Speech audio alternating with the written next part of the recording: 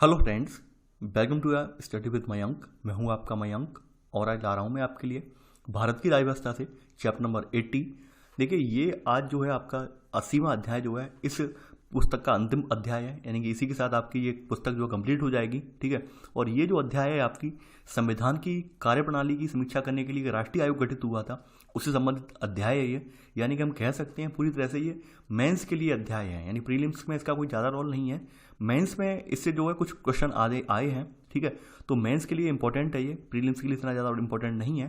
ठीक है, तो चलिए स्टार्ट करते हैं आज का वीडियो, देखते हैं क्या क्या डिस्कस करना है यहाँ पर और क्या क्या नोट डाउन करना है। चलिए बात कर लेते हैं इस अध्याय की। देखिए, यहाँ पर इस अध्याय को स्टार्ट करने से पहले मैं आप लोगों से कहना चाहूँगा, देखिए ये अध्याय एक विस्तार अध्याय है, यानी कि एक विस्तृत अध्याय है। यहाँ पर आपको हर पॉइंट नोट करने से काम नहीं चलेगा, यानी आपको समझना अत्यंत आवश्यक है आपके लिए यहाँ पर। ठीक है, तो यहाँ पर कोशिश यही करें आप कि पॉइंट्स जो हैं वो लघु रूप में लिखें, यानी अत्यंत लघु रूप में लिखें, ताकि आप अपनी जो व्याख्या है बाद में अपनी समझ के लिख सकें। ठीक है, केवल हिंट के लिए यहाँ पे पॉइंट लिखें। देखिए, यहाँ पर ये जो चैप्टर है, यहाँ पर ये चैप्टर जो डाला गया है ये संबंधित है आपकी संविधान की कार्यप्रणाली से। कार्यप्रणाली की समीक्षा करने के लिए सन 2000 में, यानी कि क्या था आपको पता होगा कि हमारा संविधान जो था पूर्ण रूप में 26 जनवरी 1950 को लागू हुआ, यानी पूर्ण रूप से। ठीक है, पूर्ण रूपेण संविधान हमारा 26 जनवरी 1950 को लागू हुआ।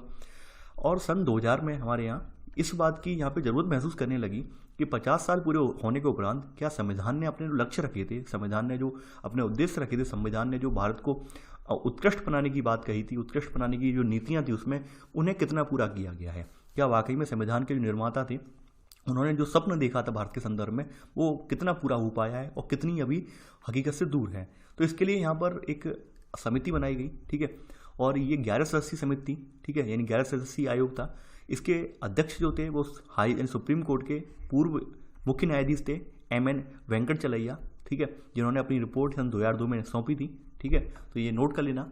अब देखिए इसके कार्य क्या थे। इसके कार्य वही थे, यानी 50 वर्षों के परिप्रेक्ष्य में इस बात की समीक्षा करनी थी कि जो प्रभावी कार्यकुशल प्रशासन और आधुनिक भारत के जो समाज आर्थिक विकास के संबंध में संविधान के वर्तमान उपबंध कहाँ तक सफल रहे हैं। ठीक है, और इनमें कहाँ तक जो है किस प्रकार के सुधार की आवश्यकता है। ठीक है, तो इसके संबंध में इन्हें अपनी अनुशंसाएं देनी थी। तो आप एक बात यहाँ पे स्पष्ट ध्यान लीजिए अपने माइंड में, अनुशंसाएं इनकी केंद्र पर बाध्यकारी नहीं थी। दूसरी बात यहाँ पर ये थी, इनकी जो अनुशंसाएं थी, इनकी जो आयोग की समीक्षा की प्रगति थी वो इन्हें संविधान के दायरे में रहकर करनी थी।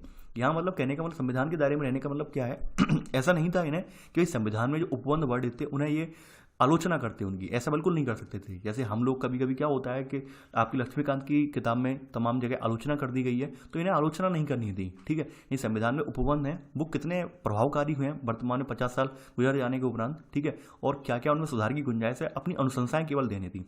इनकी अनुशंसाएं जो थी वो केंद्र पर बाध्यकारी भी नहीं थी। ठीक है, ये सिफारिशें जो थी इनकी केंद्र पर बाध्यकारी भी नहीं थी। तो इन्होंने अपने क्षेत्र बताए गए कहाँ कहाँ इन्होंने अपना जो है अनुसंधान किया, कहाँ कहाँ पर इन्होंने समीक्षा की। ये सबसे बड़ी यहाँ पर जो सबसे देखिए कुछ बातें हैं लिखनी नहीं है कि लोकतंत्र की जो संसदीय लोकतंत्र की संस्थाएं सशक्त बनाया जाए।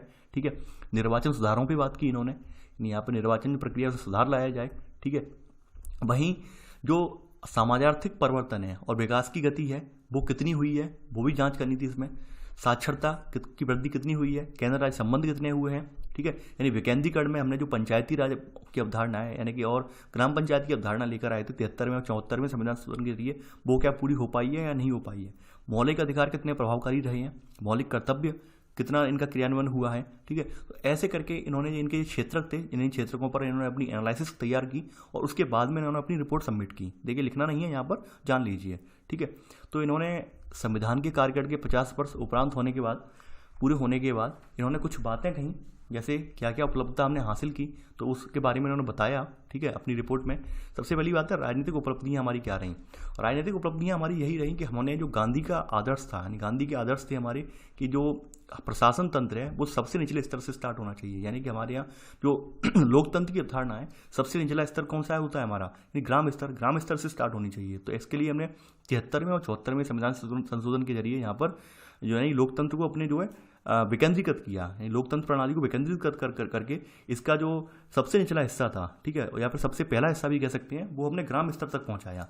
ठीक है, इसके अलावा हमने जो हमारी संसद और राज्य विधानमंडल के जो कैंडिडेट थे इनमें पहुंचने वाले कैंडिडेटों की शैक्षिक योग्यता में भी सुधार आया। क्योंकि आपने देखा होगा आज़ादी के बाद बहुत सारी लोग ऐसे पहुंचे यानी कि राज्य विधानमंडल में या संसद में जो बिल्कुल अंगूठा टेकते, यानी अंगूठे के दम पर ही यानी अंगूठा लगाते थे केवल, ऐसे लोग पहुंचे। लेकिन 50 साल गुजरने के बाद इतना सुधार आया, कम से कम पढ़े लिखे व्यक्ति वहाँ पहुँचने लगे।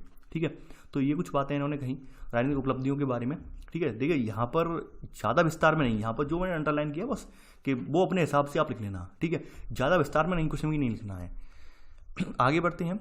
इन्होंने आर्थिक ढांचे के बारे में इन्होंने बताया। अब देखिए मैं आपको एक बात यहाँ पर बता दूं आर्थिक ढांचे के संबंध में इन्होंने जो कंपैरिजन किया है वो 1991 की जो जनगणना इनकी जो है सेंसस है उसके आधार पर किया है। यानी कि जो 1947 में क्या स्थितियाँ थी और वर्तमान में 1991 के बाद क्या स्थितियाँ हैं, 1991 से लेकर 1998 और 99 तक का जो कंपैरिजन है वो इन्होंने किया है। अब चूंकि हमारे लिए 1991 से लेकर 1998 के आंकड़े जो हैं वो प्रभावी नहीं हैं इतने ज़्यादा हमारे लिए। अब जो वर्तमान में हमारी जनसंख्या जनगणना होने वाली है 2021 में आपकी, ठीक है, उसके बाद के आंकड़े ज़्यादा प्रभावी होंगे और वर्तमान में आपके 2011 वाले प्रभावी हैं। 2011 के बाद में हमारी क्या चल रहा है, 2015-16 तक हमारे यहाँ क्या चल रहा है, वो आंकड़े प्रभावी हैं। तो इस वजह से मैं आपके जो 1998-99 वाले इन्होंने प्रस्तावित आंकड़े थे वो नहीं लिख पाऊंगा। मैं यहाँ पर 1947 वाले जो आंकड़े हैं वो उनको लिखने के लिए आपको आग्रह करूंगा। यानी 1947 वाले आंकड़े इसलिए लिखने के लिए आग्रह करूंगा कि आप वर्तमान में जान तो सकें कि भाई 1947 में स्थिति कैसी क्या थी और उसी अनुरूप आपको इस स्थिति का वर्णन अपने निबंध में या अपने प्रश्नों में यानी प्रश्नों के उत्तरों में कर सकेंगे। ठीक है, तो यहाँ पे बताया गया है कि हमने यहाँ पर आर्थिक ढांचे में जो 1950 में हमारा जो कृषि उत्पादन सूचकांक था वो 46.2 था और ये सन 2000 तक बढ़कर 176.8 हो गया। ठीक है, कृषि की बात करें यानी कृषि में अगर गेहूं उत्पादन की बात करें तो हमारे यहाँ उस समय 1960 के लगभग गेहूं उत्पादन जो होता था 11 मिलियन टन होता था। अब बढ़कर जो है सन 2000 तक 75.6 मिलियन टन हो गया है। देखिए मेरे गले में थोड़ी खराश आए हुए इस वजह से थोड़ा दिक्कत हो रही है मुझे।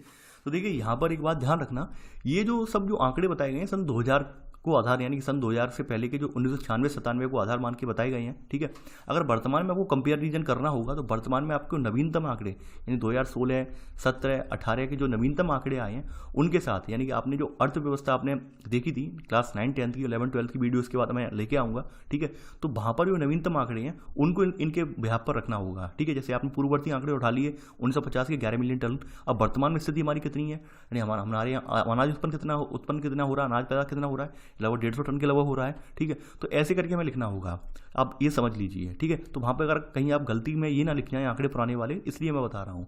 ठीक है, वहीं हमारे यहाँ 1960 में जो चावल का उत्पादन था वो हमारे यहाँ 35 मिलियन टन होता था और 2000 तक बढ़कर 89.5 मिलियन टन हो गया। ठीक है, तो यही बात यहाँ पर कही गई है कि ये चीज़ ऐसी हमारे यहाँ। आगे बढ़ते हैं, राजनीतिक असफलताएं यानी कि यहाँ पर इसके अलावा हमारे यहाँ थर्ड जो पॉइंट ऐसे उन्होंने कहा सामाजिक ढांचा और उपलब्धियाँ क्या क्या रही हमारी। यानी कि हमारी 1950 में जो शिशु मृत्यु दर थी प्रति 1000 पर 140 बच्चे मर रहे थे, यानी कि 1000 बच्चे पैदा हो रहे हैं उन पर 140 बच्चे जो है मर जा रहे थे। लेकिन अब हमारे यहाँ शिशु मृत्यु दर भी घट चुकी है। ठीक है, इस बारे में आपकी क्लास 9, 10 की इकोनॉमी है वहाँ पर मैं बता चुका हूँ ऑलरेडी। ठीक है, वहीं हमारे यहाँ सन 1950 में जीवन प्रत्याशा जो थी वो मात्र 32 वर्ष थी, यानी औसत रूप में हमारे यहाँ एक व्यक्ति जो है 32 साल जिंदा रहता था। अभी वर्तमान की अगर स्थिति देखें यानी अभी 2017-18 की स्थिति देखें तो हमारे यहाँ जीवन प्रत्याशा लगभग 69 वर्ष है। ठीक है, 69 वर्ष है। ठीक है, वहीं अगर आज भी बात करें तो केरल में हमारे यहाँ जीवन प्रत्याशा अच्छी खासी है, यानी 75 वर्ष थोड़ी है। केरल में महिलाओं की जीवन प्रत्याशा हमारे यहाँ अच्छी खासी है। ठीक है, इसके अलावा हमारे यहाँ अगर बात की जाए प्राथमिक स्वास्थ्य केंद्र वगैरह की, पाठशालाओं वगैरह की, तो 1951 में हमारे यहाँ जो है मात्र 725 जो प्राथमिक स्वास्थ्य केंद्र थे। ठीक है, वहीं हमारे यहाँ 1951 में जो पाठशालाएं थी यानी प्राथमिक पाठशालाएं जिन्हें हम प्राइमरी स्कूल बोलते हैं उनकी संख्या 2,10,000 के लगभग थी। तो ऐसे करके अब वर्तमान में कितना विस्तार हुआ है वो सब आंकड़े आपको जो है एनसीईआरटी इकोनॉमी से मिल जाएंगे। ठीक है, तो ये आप यहाँ पर ध्यान रख लेना पूर्ववर्ती आंकड़े, क्योंकि हमें लिखने पड़ते हैं, कंपेयर करके बताना पड़ता है भाई हमारे यहाँ आज़ादी के समय क्या स्थिति थी हमारी और वर्तमान में स्थिति क्या है। ठीक है, वहीं राजनीतिक असफलताओं की बात की गई है कि संविधान का निर्माण होने के बाद हमारे यहाँ राजनीतिक जो असफलताएं हैं वो किस हद तक गई हैं। ठीक है, तो उनकी बात कही गई है। पहली बात यह है कि राजनीतिक जो निर्वाचन प्रक्रिया है हमारे यहाँ दोषपूर्ण है। इसमें अपराधी, असामाजिक तत्व और अवांछित लोग इसमें ये बहुत से ज़्यादा इन्वॉल्व हो गए हैं और इन्हें रोकने के लिए हमारी जो निर्वाचन तंत्र है वो कहीं ना कहीं विफल रहा है। ठीक है, ये बात यहाँ पे कही गई है। दूसरी बात ये कही गई है यहाँ पर भारत का जो अनेकत्व है और विविधता को जो लोकतांत्रिक संस्थाएं हैं इनके द्वारा प्रदर्शित नहीं किया गया है। ठीक है, यानी कि हमारे यहाँ जो एकता में अनेकता वाली बात कही गई है ठीक है, यानी अनेकता में एकता की बात की गई है। तो हमारे यहाँ लोकतांत्रिक संस्थाएं इनको द्वारा प्रदर्शित नहीं किया जा रहा है, यानी हर जगह हमारे यहाँ कहीं ना कहीं महिला पुरुष में यानी जो है एक अंतर दिखाया जा रहा है, महिला पुरुष में असमानता दिखाई जा रही है। तो ये कहीं ना कहीं हमारे यहाँ जो हमने कही थी विविधता में एकता की बात कही थी, वो कहीं ना कहीं पूरी नहीं हुई है। ऐसे करके इन्होंने बातें कही अपनी, ठीक है। ठीक है, ये पॉइंट, कुछ जो पॉइंट है समझने वाले हैं उन्हें लिखना मत, समझते जाना आप, ठीक है। इसके अलावा आप जानते ही हैं राजनीतिक स्तर पर हमारे यहाँ किस हद तक राजनीति गिर गई है। तो वही बात कहा है, राजनीतिक दलों में हमारे यहाँ आज आपराधिक तत्व, घुसपैठ, ये सब हो रहा है, यानी कि पैसे के आधार पर खरीद फरोख्त ये सब चल रही, आम बात है, ठीक है। यही बात इन्होंने बोली है। इसके अलावा आचार संहिता जो हमने लागू कराने के लिए यानी कि चुनाव से संबंधित आचार संहिता, इसके संबंध में हमारे पास कोई कानूनी प्रावधान नहीं है जिसके जरिए, ठीक है, इन पर आचार संहिता लागू करवाई जाए, ठीक है। तो इन्होंने यही कहा, राजनीतिक दलों पर जो आचार संहिता है इसको लागू करने के लिए कोई भी विधिक या कानूनी व्यवस्था नहीं है, ठीक है। इसके अलावा जो देश के सभी जो राजनीतिक दल हैं वो समान उनके राष्ट्रीय उद्देश्य नहीं है और इसके संबंध में एक मत भी नहीं है। जैसा कि आप सभी जानते हैं कि कोई दल राइट विंग से बिलोंग करता है, कोई लेफ्ट विंग से बिलोंग करता है, कोई सेंटर विंग से बिलोंग करता है, ठीक है। कुछ दल जो है स्टेट वाइज होते हैं, यानी कि क्षेत्रीय वरीयताओं को प्राथमिकता देते हैं, यानी अपने क्षेत्र विशेष को प्राथमिकता देते हैं। तो ऐसे में सभी दलों के जो उद्देश्य हैं जो है वो राष्ट्रीय स्तर पर समान नहीं है, ठीक है। ये बात आप ऑलरेडी जानते हैं। इसके अलावा हमारे यहाँ जो बंधुत्व की भावना है, भाईचारे की भावना, वो कहीं ना कहीं सीमित हो गई है, यानी कि वो कहीं ना कहीं संविधान में हमारी प्रस्ताव में बंधुत्व की भावना, भाईचारे की भावना व्यक्त की गई थी, तो वो आज हमें विभाजित सी नजर आ रही है। यानी हमने आज अपने आप को इतना ज़्यादा विभक्त कर लिया है राजनीतिक स्तर पर, हमारे राजनेताओं ने इतना ज़्यादा विभक्त कर दिया है कि हमारे यहाँ जो बंधुत्व की भावना हमने प्रस्तावना में गई थी वो हमें देखने को अब नहीं मिलती है, ठीक है। इसके अलावा यहाँ पर बताया गया है कि देश में जो अपराधी हैं, नेता हैं, नौकरशाह, इनका गठजोड़ तेजी से बढ़ रहा है। ये हकीकत है और आज की भी हकीकत यही है कि चाहे कोई अफसर हो, चाहे नेता हो, ठीक है, या अपराधी हो, इन सब का गठजोड़ है, ठीक है। आपने देखा होगा कि नए से नए युवा जो IAS IPS सब बन रहे हैं मोस्टली, ठीक है, तो कहीं ना कहीं वो भी इनसे अछूते नहीं हैं, ठीक है। यानी अपनी कुर्सी बचाने के लिए, अपना मुनाफा करने के लिए, अपने आगे बढ़ने के लिए, पैसा कमाने के लिए, वो इस उद्देश्य से इन सब में जो संलिप्त हो रहे हैं, ठीक है। तो इस बात को नकारा नहीं जा सकता है। आगे बढ़ते हैं। देखिए, हमने आर्थिक असफलताओं के बारे में भी इन्होंने जिक्र किया कि आर्थिक असफलता का ये बात हकीकत है कि देश की आय का लगभग 85% आज की डेट में भी ये जो 85% जो पैसा है वो धनी वर्ग के हाथों में है, ठीक है।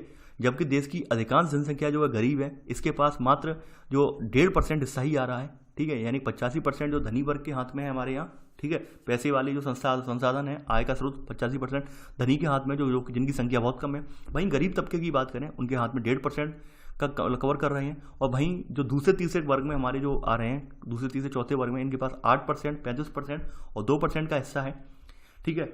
ये सब बातें इन्होंने कहीं। आगे बढ़ते हैं यहाँ पर। इसके अलावा हमारे यहाँ जो गरीबी रेखा से नीचे जीवन यापन करने वाले लोग भी अच्छे खासे बताए गए, 260 मिलियन के करीब बताए गए थे इसमें, ठीक है। आगे बढ़ते हैं यहाँ पर। अब देखिए, सामाजिक असफलताएं हमारे यहाँ क्या रही हैं।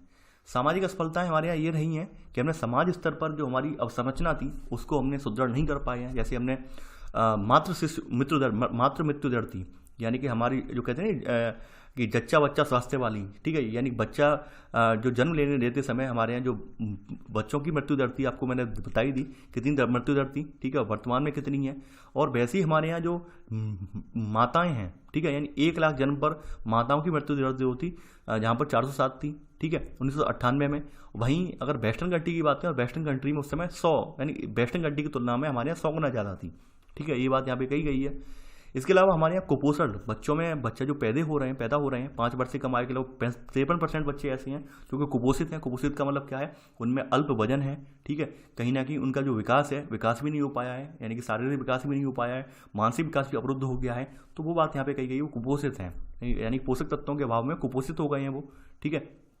इसके अलावा यहाँ पे बात कही गई है हमारे यहाँ जो है जन्म के समय कम भार वाले बच्चे, यानी कुपोषित बच्चों की बात बोली जा रही है। सबसे इंपॉर्टेंट बात यहाँ पर एक बात लिख लेना, यहाँ पर हमारे भारत ने यहाँ पर जो है 1978 में 1978 में अलमाटा घोषणा पत्र पर साइन किए थे, जिसमें हमें वर्ष 2000 तक सभी के लिए स्वास्थ्य का लक्ष्य निर्धारित किया गया था। यानी हमने अलमाटा घोषणा पत्र के जरिए सभी नागरिकों के लिए एक स्वास्थ्य का लक्ष्य रखा था, ठीक है, 1978 में। तो इसके तहत हमने टीकाकरण कार्यक्रम, पल्स पोलियो अभियान, ठीक है, ग्रामीण क्षेत्रों में टीकाकरण कार्यक्रम, ये सब कार्यक्रम हमने चलाए थे। तो वही बातें यहाँ पर लिखी हुई हैं।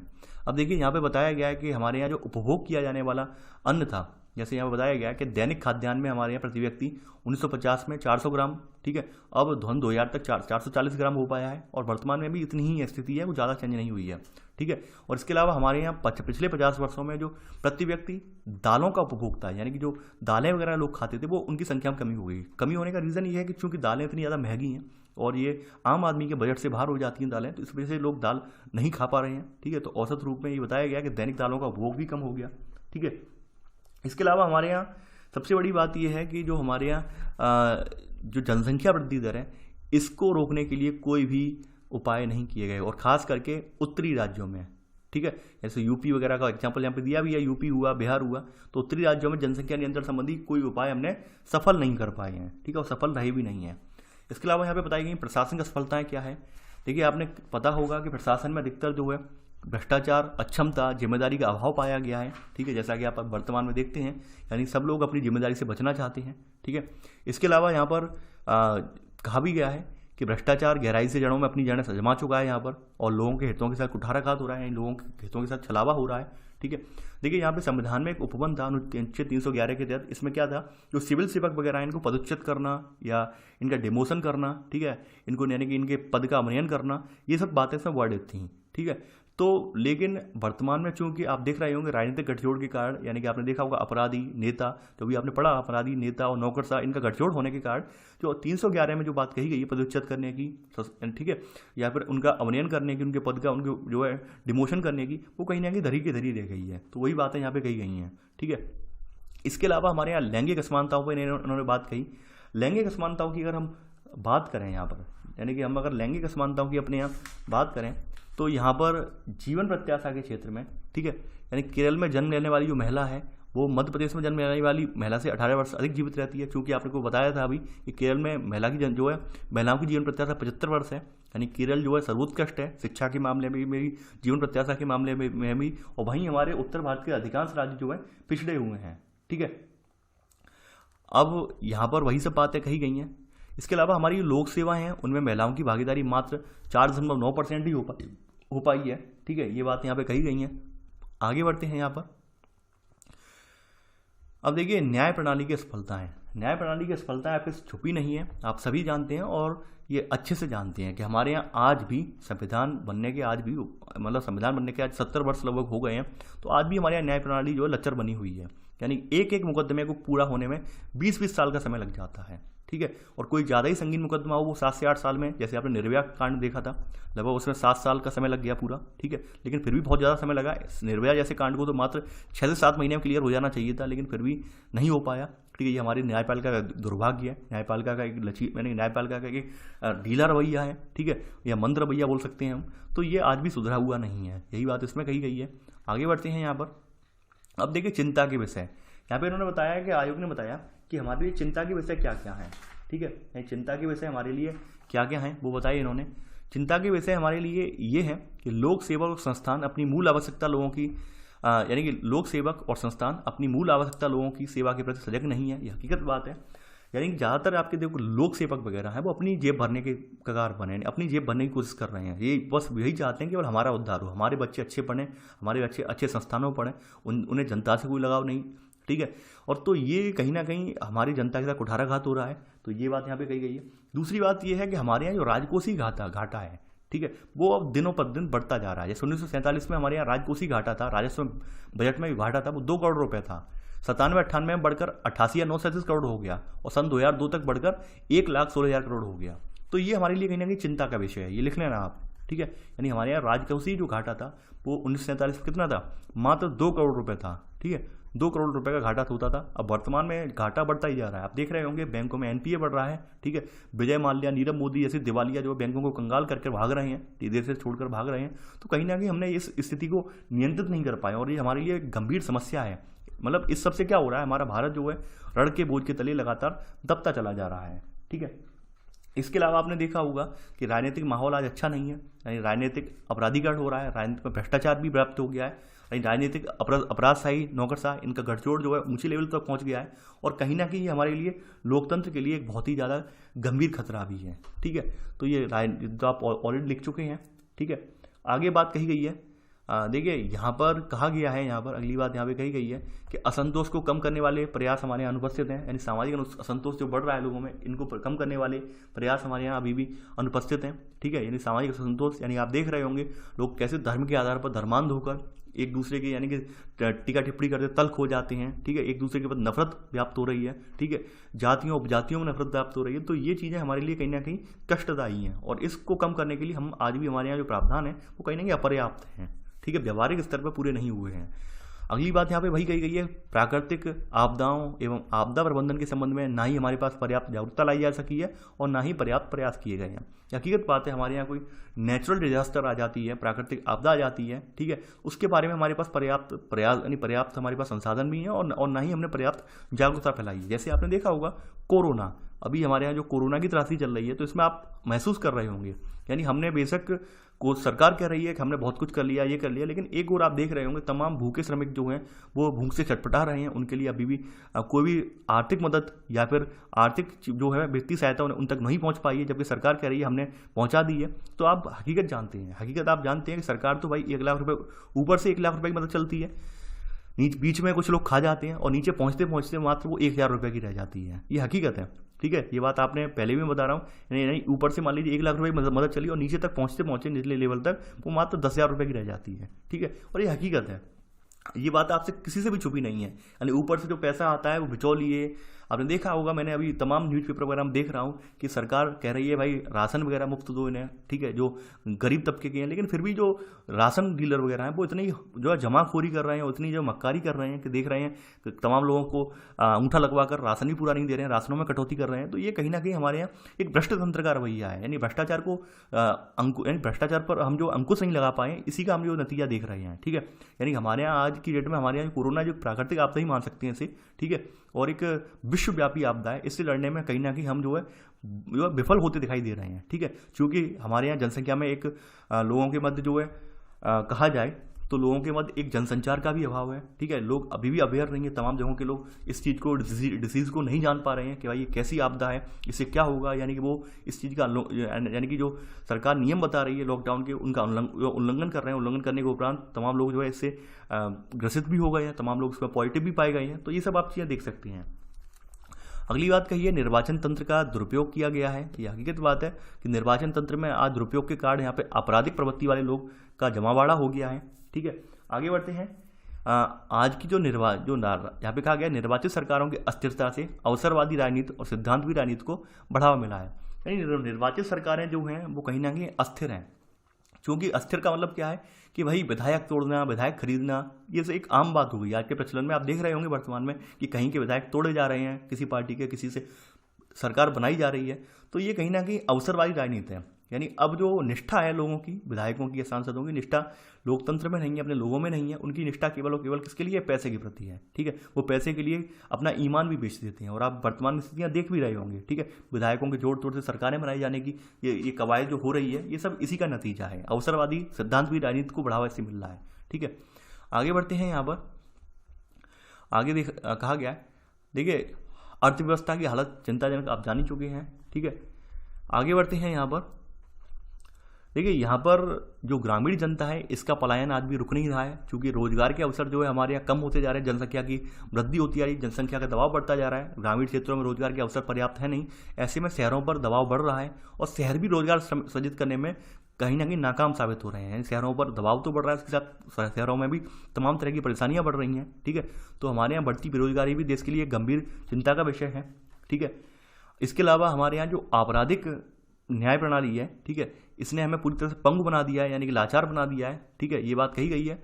आपराधिक न्याय प्रणाली लगभग पंगु बन चुकी है। ठीक है, यानी कि अपराध को अंकुश करने वाली न्याय प्रणाली पूरी तरह पंगु है। आप जानते हैं कि कहीं ना कहीं हमारे अधिवक्ताओं की मिलीजुली साठगांठ, ठीक है, या फिर अधिवक्ताओं के द्वारा जो आप देख रहे होंगे जो मामले होते हैं उन्हें विलंब करवाना, ठीक है, कि तारीख पे तारीख लेना, तो ये कहीं ना कहीं हमारे लिए एक लचर न्याय व्यवस्था को दर्शाते हैं कि न्याय व्यवस्था आज हमारे यहाँ बिल्कुल पंगु पड़ चुकी है। ठीक है, यानी कि एकदम निढाल पड़ चुकी है।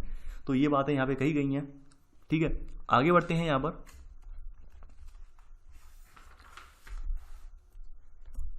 अब देखिए, यहाँ पर अगली बात कही गई है कि हमारे यहाँ जो माइनॉरिटीज़ हैं, यानी कि हमारे यहाँ माइनॉरिटी समुदाय जो हैं, वो आज कहीं ना कहीं इसमें कहा गया है कि व्यवहारात्मक रवैये में, ठीक है, यानी अल्पसंख्यक जो है हमारे यहाँ मुख्य धारा में नहीं आ पाए हैं, ठीक है।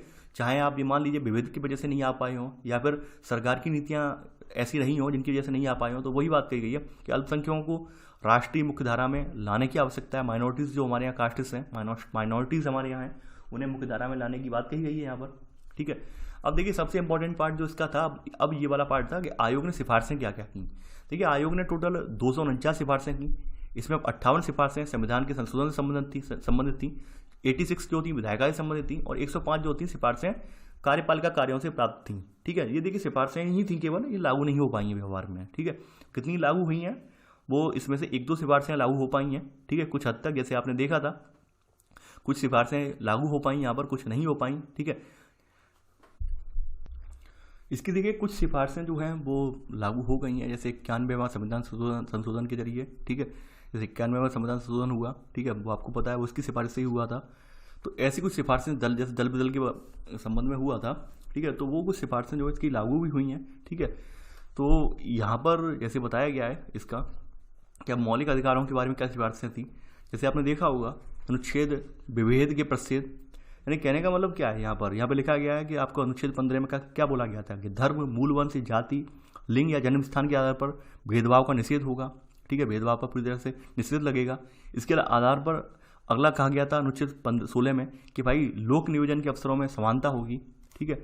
तो यहाँ पर इन्होंने कहा है कि इसके दायरे में प्रजाति और सामाजिक उद्भव, ठीक है, ये भी जोड़ा जाए और राजनीतिक या अन्य विचार, संपत्ति या जन्म को भी ये शामिल किया जाए, ठीक है। ये इन्होंने कहा कि धर्म, जाति ये सभी शामिल ना हो, इसके अलावा सामाजिक जो प्रजाति जिससे हम लोग करते हैं, और ठीक है, राजनीतिक और विचार, संपत्ति या जन्म, इसको भी शामिल करने की इन्होंने बात कही गई थी, ठीक है। इसके आधार पर मतलब इनका जो है फिर से पुनर्गठन हुए इन दोनों अनुच्छेदों का।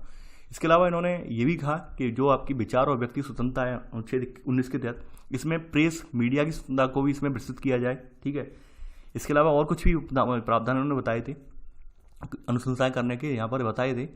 जैसे आपने देखा होगा यहाँ पर आपका जो अनुच्छेद 21 का है, यानी अनुच्छेद 21 का है जिसमें शिक्षा का अधिकार रखा है, इसमें क्या है 14 वर्ष की आयु तक के बच्चों को निःशुल्क शिक्षा का प्रावधान है। इन्होंने कहा यहाँ पर कि लड़कियों और SC ST जो यानी कि शेड्यूल कास्ट और शेड्यूल ट्राइब की जो जनजाति के लड़के या लड़कियाँ हैं, उनकी यह सीमा जो है 18 वर्ष तक कर दीजिए, यानी निःशुल्क शिक्षा की सीमा उनकी 18 साल तक की कीजिए और खास करके लड़कियों की भी सीमा जो 18 साल तक की कीजिए, ठीक है। यानी जनरल OBC की लड़कियां जो हैं उनकी भी सीमा 18 साल तक कर दीजिए, जनरल OBC, ठीक है। इसके अलावा SC ST की लड़कियां और लड़का ये तो 18 वर्ष तक होंगे, ठीक है। तो ये बात इन्होंने कही। आगे बढ़ते हैं यहाँ पर। इसके अलावा हमारे यहाँ जो अनुच्छेद 25 है, अनुच्छेद 25 के तहत सिख, जैन, बौद्ध इन्हें हिंदुओं में रखा गया, हिंदू कम्युनिटी में रखा गया, आपने पढ़ा भी होगा। तो इन्होंने कहा कि भाई इनसे पृथक माना जाना चाहिए, हिंदू धर्म से अलग मान करिए कि सिखों, जैनों और बौद्धों को पृथक माना जाना चाहिए उनके साथ, ठीक है। और जो उन्हें एक मानने वाले उपबंध जो अनुच्छेद 25 को समाप्त कर देना चाहिए, ठीक है, जिसमें हिंदू शब्द के अर्थ अंतर्गत इन सब की व्याख्या की गई है, ठीक है, यानी हिंदू शब्द के अंतर्गत इन्हें रखा गया है, तो वो भी उन्होंने कहा था, ठीक है। आगे बढ़ते हैं। इसके अलावा इन्होंने आपके मौलिक अधिकारों का अनुच्छेद एक था, ठीक है, 20-21, ये तो आपको मालूम ही होगा समान रूप से लागू रहते हैं, ठीक है। 20-21 का आपको पता ही होगा कि अपराध के लिए दो स्थिति के संबंध में संरक्षण, और 21 में प्राण और दैहिक स्वतंत्रता की बात आती है। तो इन्होंने कहा कि आपके अनुच्छेद यानी कि अगर जब राष्ट्रीय आपातकाल लगा हो तो अनुच्छेद 17, ठीक है, 17 अस्पृश्यता का अंत, अनुच्छेद 23 तो आप जानते होंगे बलात्श्रम या मानव दुर्व्यापार, ठीक है, अनुच्छेद 24, ठीक है, कारखानों में बाल श्रम आदि पर निषेध, ठीक है। 25 और 32, 25 में आपको पता होगा धार्मिक कार्यों के प्रबंधन की स्वतंत्रता, 32 में इन संवैधानिक उपचारों का अधिकार, मौलिक अधिकारों के उपचारों के संबंध में है, ठीक है, यानी मौलिक अधिकारों का हनन होने पर हम सुप्रीम कोर्ट जा सकते हैं, तो इनका निलंबन नहीं होना चाहिए, ये बात इन्होंने अनुशंसा इसमें की थी, ठीक है।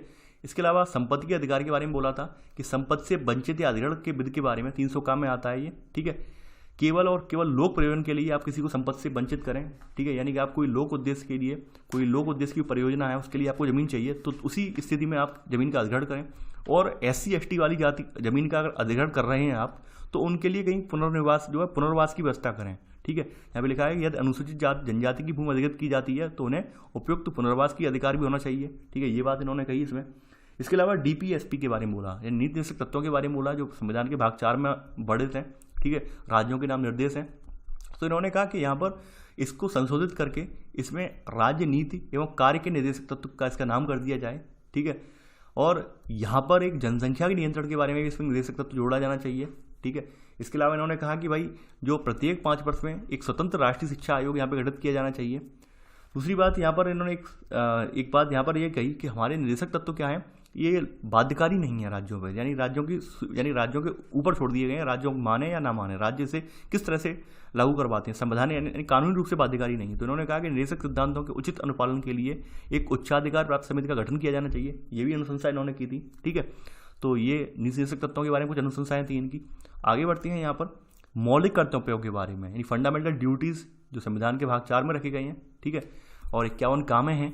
तो इनमें यहाँ पर उन्होंने बताया था कि मौलिक कर्तव्यों के क्रियान्वयन के संबंध में, ठीक है, न्यायाधीश वर्मा की समिति बनी थी 1998 में, उसकी सिफारिशें लागू की जानी चाहिए। दूसरी बात यह है कि यहाँ पर उन्होंने लिखा कि मत देने का जो कर्तव्य है इसे भी मौलिक कर्तव्यों में शामिल किया जाना चाहिए। बिल्कुल सही बात है, ठीक है। और वहीं बच्चों को पारिवारिक और नैतिक शिक्षा के मूल्यों देने की शिक्षा है, इसे मौलिक कर्तव्य में शामिल किया जाना चाहिए, ठीक है। तो ये सब चीज़ें इन्होंने बात कही थी इसमें मौलिक कर्तव्यों के संदर्भ में। आगे बढ़ते हैं संसद और राज्य विधानमंडल के बारे में, ठीक है। देखिए यहाँ पर बताया गया है संसद और राज्य विधानमंडल के बारे में यहाँ पर, ठीक है, कि इनके विशेषाधिकारों को परिभाषित और विसीमित किया जाना चाहिए। यानी इनके क्या क्या विशेषाधिकार हैं, क्या क्या इन्हें शक्तियाँ प्रदान की गई हैं, तो ये बातें इन्होंने यहाँ पर कही। दूसरी बात यहाँ पर बोली कि अनुच्छेद 105 में जो उन्हें विशेष शक्तियाँ मिली हुई हैं, यानी इन्हें विशेषाधिकार मिले हुए हैं, उन्हें भी कहीं ना कहीं जो है सीमित किया जाए, उन्हें फिर से इन्हें जो है परिभाषित किया जाए, क्योंकि जो उनमें 105 के तहत इन्हें विशेष शक्तियाँ मिली हुई हैं, ठीक है, ये विशेषाधिकार मिले हुए हैं संसद के सदनों के संबंध में इन्हें, तो इनके जरिए ये तमाम तरह के अपराधों से बच जाते हैं, तमाम तरह के भ्रष्ट कृत्यों से बच जाते हैं। तो उस संबंध में यहाँ पर इसमें संशोधन किया जाए, इन्हें फिर से पुनर्प्रवासित किया जाए। तो उन्होंने ये कहा था, यही बात यहाँ पे कही थी और यही राज्यों के संदर्भ में की थी। राज्य विधानमंडलों के बारे में जो अनुच्छेद 194 का यही उपबंध है जो आपके 105 में कहा गया है, संसद के संदर्भ में है, और वहीं 194 जो राज्य विधानमंडलों के संदर्भ में विधायकों की जो अधिकार वगैरह है उनके बारे में चर्चा की गई है। तो यही बात यहाँ पर कही कि तमाम संसद और विधायक इन 105 के जरिए, अनुच्छेद 105 के जरिए और राज्य के स्तर पर 194 के जरिए जो तमाम तरह के जो भ्रष्ट कार्य करते हैं वो इन्हीं विशेषाधिकार उन्मुक्तियों के जरिए उनसे बच जाते हैं। तो इसमें आप सुधार करिए, ये बात इन्होंने कही थी, ठीक है। इसके अलावा यहाँ पर बात ये कही गई कि राज्यसभा के चुनाव लड़ने के लिए योग्यता निर्धारित कीजिए, ठीक है, और जहाँ से चुनाव लड़ रहा हो वह उस राज्य का निवासी भी होना चाहिए, तभी राज्यसभा का चुनाव लड़े, ठीक है। तो ये बात इसलिए कही गई कि राज्य की संघीय प्रकृति है राज्यसभा की, वो बनी रहे, ठीक है। इसके अलावा यहाँ पे बात कही गई थी कि यहाँ पर जो सांसद है स्थानीय विकास योजना को समाप्त कर देना चाहिए। स्थानीय विकास योजना का मतलब क्या है, इसके जरिए संसदों को निधि प्राप्त होती है, संसदों को निधि जारी करने का अधिकार होता है, ठीक है। निधि में फंड वगैरह होता है, तो फंड वगैरह को वो लोक कार्यों के लिए लगा सकते हैं, ठीक है।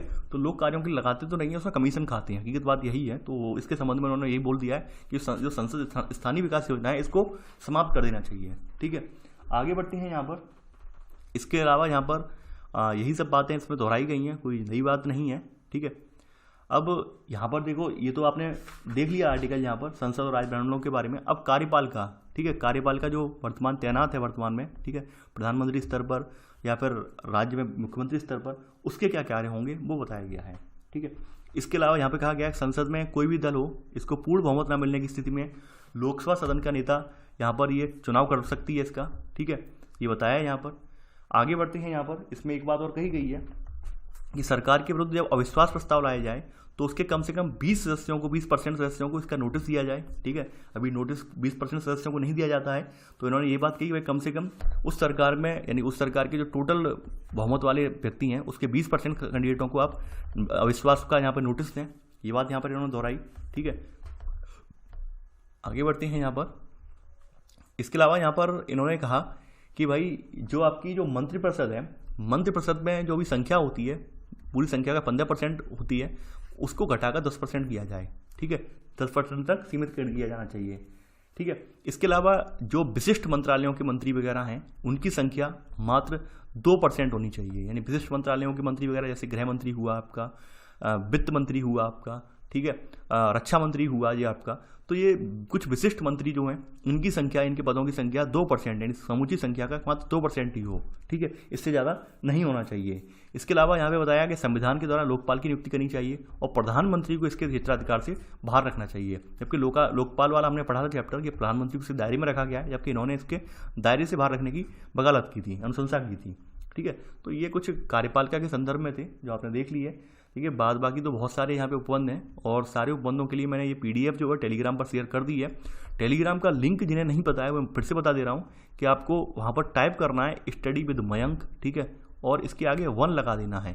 स्टडी विद मयंक के आगे 1 लगा देना है, ठीक है, मयंक आगे 1 लगा देना है बिना गैप के, ठीक है। आपको टेलीग्राम का चैनल मिल जाएगा, वहाँ पर IAS का लोगो लगा हुआ है और चैनल मिल जाएगा। उसी चैनल पर मैंने इस चैप्टर से संबंधित जो है जो PDF है वो सारी शेयर कर दी हैं। हाँ, एक बात और मैं बता दूँ, अभी तक चैनल पर मैंने जो है यानी कि 6वें संस्करण के अध्याय 14 से यानी 14 से लेकर 80 अध्याय तक वहाँ पर शेयर किए गए हैं। इससे पहले के 1 से लेकर 13 तक के जो अध्याय हैं वो एक्चुअली स्कैन नहीं किए गए थे, क्योंकि हमने वो 1 से लेकर 13 तक के जो अध्याय थे वो 5वें संस्करण से पढ़ाए थे, ठीक है। यानी लक्ष्मीकांत का जो 5वां संस्करण था उससे पढ़ाए थे, और 1 से 13 तक के अध्यायों में ज़्यादा फेरबदल नहीं है, और समय मिलेगा तो मैं स्कैन करवा के वो अपलोड कर दूंगा, ठीक है।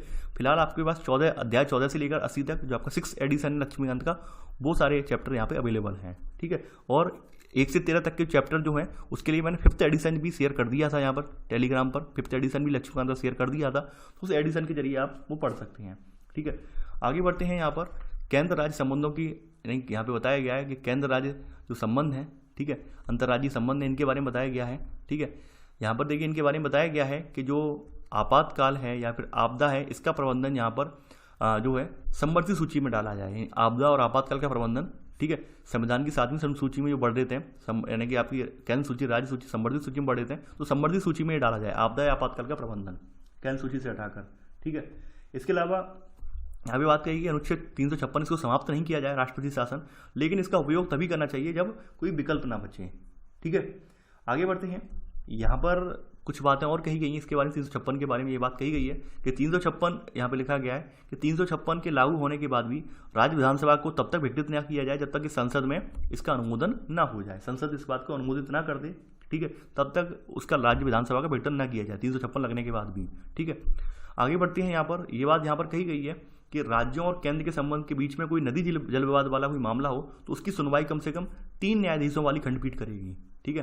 3 न्यायाधीशों वाली खंडपीठ करे, ठीक है, यानी सिंगल न्यायाधीश ना करे, ना ही 2 न्यायाधीश होंगे, यानी कम से कम 3 न्यायाधीश बैठकर उस मामले को सुने। ये बात यहाँ पे कही गई है, ठीक है। इसके अलावा ये लोग जो राष्ट्रपति के विचारार्थ आरक्षित जो यहाँ पर जाते हैं, मैटर जाते हैं, यानी आपको पता होगा कि राज्यपाल को ये अधिकार दिया गया है अनुच्छेद 201 के तहत, ठीक है, कि वो संबंधित मामलों को राष्ट्रपति के विचारार्थ रख सकता है, ठीक है। आपने पढ़ा भी था आपने, ठीक है, यानी अनुच्छेद 201 के तहत विचार के लिए आरक्षित विधेयक आते हैं इसमें, ठीक है। तो ये आपने पढ़ चुके हैं ऑलरेडी। आर्टिकल 201 के तहत राज्यपाल रख सकता है, ठीक है, तो ये आप ऑलरेडी पढ़ चुके हैं। आगे बढ़ते हैं। यहाँ पर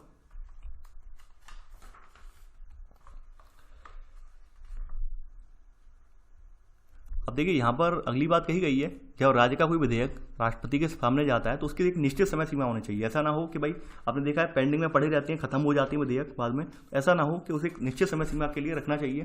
3 माह की समय सीमा ही तय की जानी चाहिए। इसके बाद राष्ट्रपति को जवाब देना ही पड़ेगा कि हाँ भाई पास करना है या नहीं करना है, ठीक है। आगे बढ़ते हैं। यहाँ पर अगली स्थिति यहाँ पर ये है कि न्यायपालिका के बारे में। देखिए न्यायपालिका के बारे में आप ऑलरेडी जानते हैं। न्यायपालिका के बारे में उन्होंने न्यायाधीशों की नियुक्ति के बारे में बताया है कि राष्ट्रीय न्यायिक आयोग का NGAC का गठन किया जाए, जिसे सुप्रीम कोर्ट ने यहाँ पर असंवैधानिक करार करके निरस्त कर दिया था।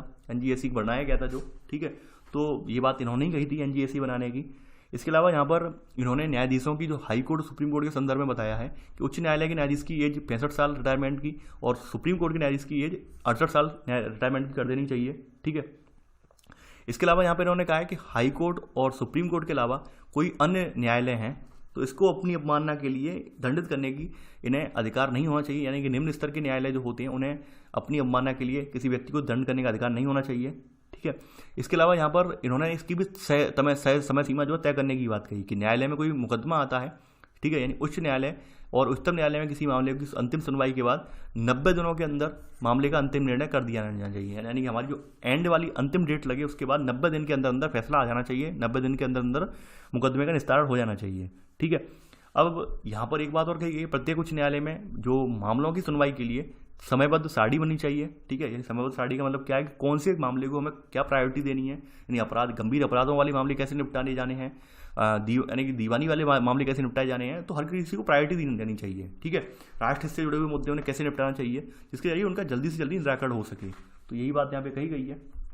आगे बढ़ते हैं। यहाँ पर अगली बातें कही गई हैं सामाजिक और आर्थिक परिवर्तनों और विकास के बारे में कही गई हैं बातें कि हमारे यहाँ सामाजिक आर्थिक परिवर्तनों। देखिए यहाँ पर एक बात समझ लीजिए, इन्होंने ये कहा था कि हाई कोर्ट और सुप्रीम कोर्ट जो है इनकी खंडपीठों में SC ST और OBC, ठीक है, यानी SC जो वर्ग है यानी शेड्यूल कास्ट, शेड्यूल ट्राइब और OBC वर्ग है, इसकी कुछ सीटें रिजर्व की जाएं वहाँ के यानी कि जज के रूप में। ठीक है, यानी वहाँ पर जो जज मौजूद हैं, जैसे आपने देखा होगा कि हमारे जो सुप्रीम कोर्ट में वर्तमान में 34 संख्या है CJI को मिलाकर। ठीक है, वैसे ही राज्य स्तर पर हाई कोर्ट के लिए निर्धारित नहीं है संख्या, समय की मांग के अकॉर्डिंग या राज्य की दबाव के अकॉर्डिंग वहाँ पे कम ज़्यादा की जा सकती है, आप जानते हैं ये बात। ठीक है, तो यहाँ पर जो इनका जो प्रतिशत है, इनमें कुछ प्रतिशत पर जो व्यक्ति हैं वो SC ST OBC वाले रखे जाएँ जज के तौर पर। ठीक है, ये बात यहाँ पे कही गई है। इसके अलावा यहाँ पर ये कही गई है कि SC ST, देखिए इसमें भी बात यही बात दोहराई गई कि SC ST जो हैं और OBC हैं, इनको सरकारी सेवाओं में आरक्षण की उचित व्यवस्था होनी चाहिए। ठीक है, यानी इनको सरकारी सेवाओं में यहाँ पर रिजर्वेशन का प्रावधान की बात कही गई इसमें। इसके अलावा इनके बच्चों को यानी कि बच्चों को मुख्य धारा में लाने के लिए यहाँ पे कहा गया कि देश के प्रत्येक जिले में SC ST OBC के लिए आवासीय स्कूलों की स्थापना की जानी चाहिए। तो ये बातें इसमें कही गई थी। ठीक है, आगे बढ़ते हैं। एक बात यहाँ पर और कही गई थी सफाई कर्मचारियों के बारे में। इसमें सफाई कर्मचारी अधिनियम एक बना हुआ है, वो बता दे रहा हूँ मैं यहाँ पर। सफाई कर्मचारियों के बारे में यहाँ पर कहा गया कि सफाई कर्मचारी नियोजन और शुष्क शौचालय सन्निर्माण प्रतिषेध अधिनियम 1993 को कड़ाई से लागू किया जाना चाहिए।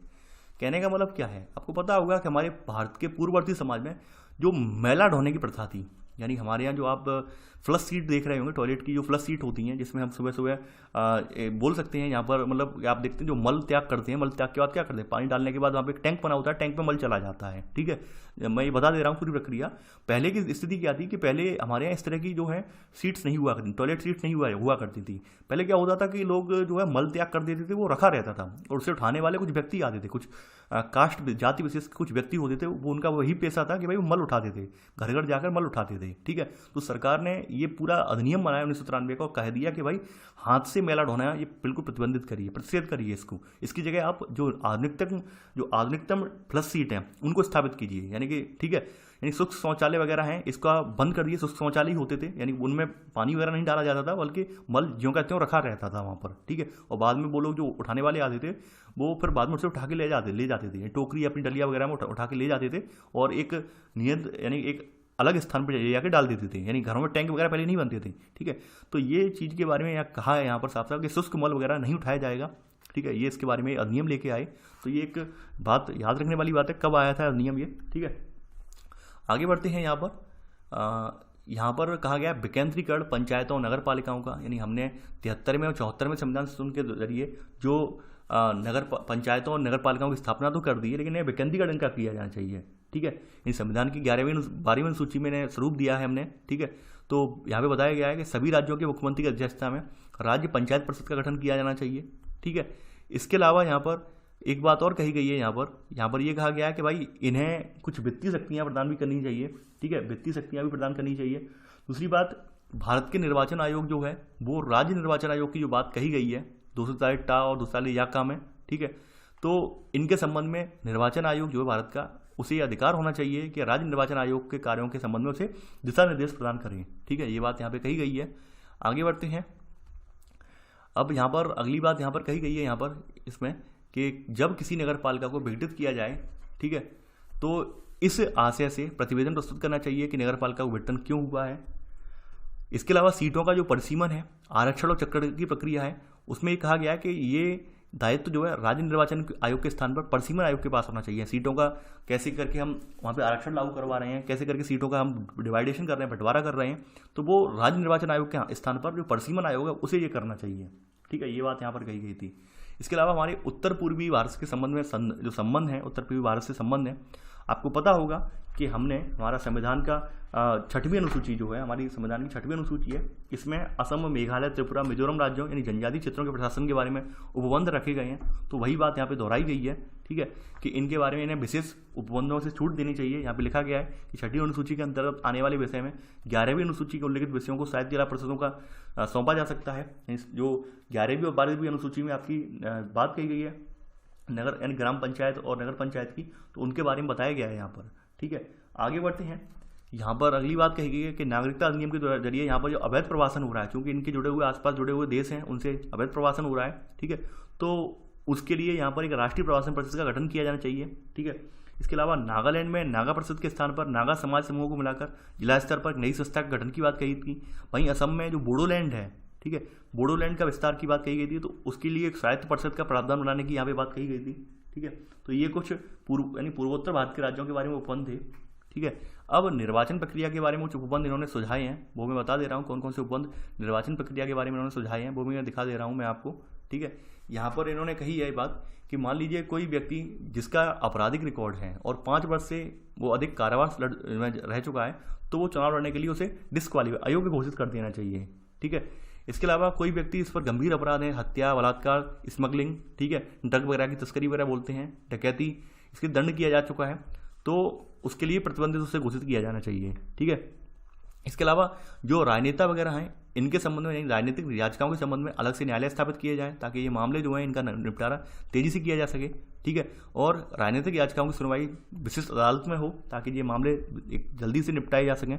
ठीक है, इसके अलावा यहाँ पे बात कही गई कि जो सांसद वगैरह जो हैं एक ही पद के लिए उम्मीदवारों को एक स्थान से अधिक जो चुनाव लड़ने की जो छूट मिली है उस पर भी रोक लगाई जानी चाहिए। ठीक है, तो ऐसे करके इन्होंने कुछ बातें यहाँ पर जो है डिफाइन की। ठीक है, आगे बढ़ते हैं। यहाँ पर ये बात भी कही गई, देखिए यहाँ पर आपको पता होगा कि हमारे यहाँ फर्स्ट पास्ट द पोस्ट वाला सिद्धांत चलता है हमारे यहाँ आम चुनाव में, यानी कि जो जिसे सबसे ज़्यादा मत मिलेंगे वही विजयी घोषित होगा। यहाँ पर ये मतलब नहीं है कि भाई किसी निर्वाचन क्षेत्र में 1 लाख वोटर हैं, अब 1 लाख वोटर में से मात्र वोट पड़े कितने 5000, और 5000 वोटों में से भी यहाँ पे 3 कैंडिडेट हैं। ठीक है, एक कैंडिडेट को मिल गया 3000 वोट। ठीक है, एक कैंडिडेट को मिल गया 3000 वोट, और दोनों को मिल गया कितने 1000 वोट। ऐसे में 3000 मिले हुए वोट वाला व्यक्ति जीत जाएगा। यहाँ ये मतलब नहीं है भाई 1 लाख वोटरों में से मात्र 5000 ने डाला है, ये कोई मतलब नहीं है यहाँ पर। तो इन्होंने ये कहा भाई कि निर्वाचन आयोग को ये देखना चाहिए किसी उम्मीदवार को जब 50% से अधिक मत प्राप्त हो तभी उसे विजयी घोषित किया जाए, यानी कि 50% से कम अगर मत, यानी डले हुए मतों का 50% से कम मत मिल रहे हो तो उस आधार पर विजयी घोषित ना किया जाए, ये बात इन्होंने कही यहाँ पर। ठीक है, आगे बढ़ते हैं। यहाँ पर कहा गया है कि अगर मान लीजिए कोई निर्दलीय उम्मीदवार है वो लगातार 3 बार चुनाव हार जाता है तो उसे चुनाव लड़ने के लिए प्रतिबंधित किया जाए। ठीक है, वहीं जो जमानत जब्त होने वाला वर्तमान पैमाना है वो ये है वैध मतों का 16.6%, 6-7%। ठीक है, यानी अगर कहने का मतलब यहाँ पर ये है कि किसी व्यक्ति को, किसी उम्मीदवार को 16.67% से कम मत मिलते हैं, यानी पड़े हुए मतों का, यानी जितने मत पड़े हैं उसके 16.67% मत से कम मत मिलते हैं, तो उसकी जमानत राशि जो होती है 12,000 रुपये की, या जो भी निर्धारित की गई है राज्य स्तर पर, राज्य ग्राम पंचायत पर या फिर नगर पंचायत में, ठीक है, या फिर जो है विधायकों के लिए, ठीक है, या फिर संसद के लिए, तो वो जब्त हो जाएगी। ठीक है, और इसे बढ़ाकर यहाँ पर ये कहा गया है कि अब ये बढ़ाकर 16.67% से बढ़ाकर इसे 25% कर दीजिए, यानी 25% से कम अगर वोट किसी को मिल रहे हैं तो ऐसी स्थिति में उसकी जमानत राशि जब्त हो जाए। ठीक है, ये बात यहाँ पर कही गई है। आगे बढ़ते हैं। यहाँ पर राजनीतिक दलों के बारे में बताए हैं। यहाँ पर देखिए ये सब चीज़ें आप ऑलरेडी अभी देख चुके हैं, राजनीतिक दलों के बारे में क्या क्या बताया इन्होंने। ठीक है, देखिए कहा गया किसी भी राजनीतिक दल का गठबंधन के द्वार देश के प्रत्येक नागरिक के लिए खुले होने चाहिए। ठीक है, यानी इसमें किसी जाति या धर्म के आधार पर रोक नहीं होनी चाहिए। ठीक है, इनके खाते वगैरह जो है, इनकी फंडिंग वगैरह है, इनका भली प्रकार संचालन करें, उनकी जांच वगैरह की बात कही गई थी इसमें। ठीक है, आगे बढ़ते हैं। यहाँ पे कुछ बातें और कही गई, जैसे ये कहा गया है कि निर्वाचन आयोग को राजनीतिक दलों को मान्यता देने और कड़े नियमों को बनाना चाहिए जिससे अत्यंत छोटे दल जो हैं ये बन ही ना सकें। ठीक है, तो ऐसे कुछ बात कही गई है इसमें। एंटी डिफेक्शन लॉ के बारे में बताया गया है, दल बदल कानून के विरोध में बताया गया है यहाँ पर कि वे सभी लोग जो परिवर्तन विरोधी कानून के आधार पर अयोग्य घोषित कर दिए गए हैं उन्हें अपने पद से त्याग देना चाहिए या फिर नया चुनाव लड़ना चाहिए। ठीक है, और इनके बारे में ये भी बात कही गई है कि जब डिस्क्वालीफाई हुए हैं तब से लेकर नया चुनाव जब तक नहीं हो जाता तब तक डिस्क्वालीफाई ही रहेंगे। ऐसी स्थिति में उन्हें कोई मंत्रालय वगैरह नहीं दिया जाएगा। ठीक है, यहाँ पर ये बात कही गई है कि जिन लोगों को इस नियम के आधार पर अयोग्य घोषित कर दिया गया है उन्हें किसी पद को धारण करने या मंत्री बनने के तब तक अयोग्य घोषित कर देना चाहिए जब तक कि उनका शेष कार्यकाल बचा हो और जब तक कि नया चुनाव नहीं हो जाता हो। ठीक है, आगे का भैया बात कही गई है यहाँ पर। देखिए यहाँ पर आपको पता होगा जो डिस्क्वालीफाई यानी किसी दल बदल के आधार पर किसी व्यक्ति को अयोग्य घोषित करने की जो क्षमता है, अयोग्य घोषित करने की पावर है, वो किसके पास है? अभी पावर है आपके सभा अध्यक्ष के पास या सभापति के पास है। तो इन्होंने कहा कि भाई ये पावर निर्वाचन आयोग को दो, डिस्क्वालीफाई करने वाली जो पावर है वो अध्यक्ष या सभापति से हटाकर निर्वाचन आयोग के हाथ में दो। ठीक है, यानी किसी व्यक्ति को दल विरोध कानून के आधार पर अयोग्य घोषित करने की शक्ति जो है ये सभापति, ठीक है, ये निर्वाचन आयोग की होनी चाहिए, ये बात यहाँ पर कही गई है। ठीक है, अब देखिए आगे के यहाँ पर जो बताए गए हैं ये आपको मैं पूरी PDF शेयर कर दूंगा, वहाँ पढ़ लेना। यहाँ पर कहा गया संविधान समीक्षा के पूर्व में किए गए प्रयास, ये तो जो वेंकट चलैया समिति बनी थी इससे पहले के जो प्रयास किए गए हैं विभिन्न सरकारों ने, उनकी यहाँ पे समीक्षा की गई है कि वो कैसे कैसे प्रयास थे, कितने कारगर रहे, वो बात यहाँ पे बताई गई है। देखिए इसी के साथ आपकी ये पुस्तक भी पूरी हो जाती है और अध्याय भी पूरा हो जाता है। हमें खुशी इस बात की है कि आप लोग भी मेरे साथ जुड़े रहे और आप लोगों का साथ मुझे अच्छा खासा मिला, आप लोगों का रुझान भी अच्छा खासा मिला। ठीक है, तो उसी रुझान को चलते मैं ये पुस्तक कंप्लीट कर पाया हूँ और आप बिल्कुल भी परेशान ना हो। ठीक है, अब जो पुस्तकें होंगी यानी अब जो लेक्चर आएंगे आपके, यानी एक दिन में लगभग 2 लेक्चर आपको मिलेंगे, 2 सब्जेक्ट मैं कवर करूंगा। ठीक है, क्योंकि यही जो पुस्तक थी काफ़ी लेंदी थी। अब जो पुस्तक वगैरह जो अब जो सब्जेक्ट्स आपके बचे हुए हैं, जैसे आपकी इकोनॉमी के संदर्भ में आपकी NCERT इकोनॉमी के 11-12 के लेक्चर बचे हुए हैं अभी। ठीक है, वो अभी मैंने कंप्लीट नहीं करवाए हैं, तो इसके बाद वो कंप्लीट होंगे। इसके अलावा 11-12 के आपके जियो वाले लेक्चर भी बचे हुए हैं। ठीक है, जियोग्राफी के, तो वो लेक्चर भी आने बाकी हैं। ठीक है, तो आप लोग जुड़े रहिए और मेरे साथ बने रहिए। ठीक है, हम बहुत जल्द यानी कि आने वाले 4 से 5 महीने के बाद पूरी तरह से फिर मेंस पर डेडिकेट हो जाएंगे। ठीक है, मेंस की तैयारी के लिए डेडिकेट हो जाएंगे। तो आप 4 से 5 महीने का समय और है, 4 से 5 महीने के भीतर आपके बाद बाकी सब्जेक्ट धीरे धीरे कंप्लीट होते जा रहे हैं। ठीक है, तो आप लोग जुड़े रहिए और जिन लोगों ने अब तक हमारा नया चैनल रूरल अकेडमी सब्सक्राइब नहीं किया है वो रूरल अकेडमी को सब्सक्राइब कर लें। यहाँ पर हमारी जो है 1 दिवसीय एग्जाम के लिए, ठीक है, डेली करंट अफेयर सीरीज, इसके अलावा टेस्ट सीरीज जो है विविध 1 दिवसीय एग्जामों के लिए विविध टेस्ट सीरीज वगैरह यहाँ पर आ रही हैं। तो आप इसे रूरल अकेडमी चैनल को सब्सक्राइब करना बिल्कुल भी ना भूलें। ठीक है, तो चलिए आज के लिए बस नहीं। आई होप आपको ये वीडियो पसंद आया होगा, आपको ये श्रृंखला पूरी पसंद आई होगी हमारी भारत की राज्य व्यवस्था वाली। ठीक है, तो आज के लिए बस नहीं। Thanks for watching. जय हिंद।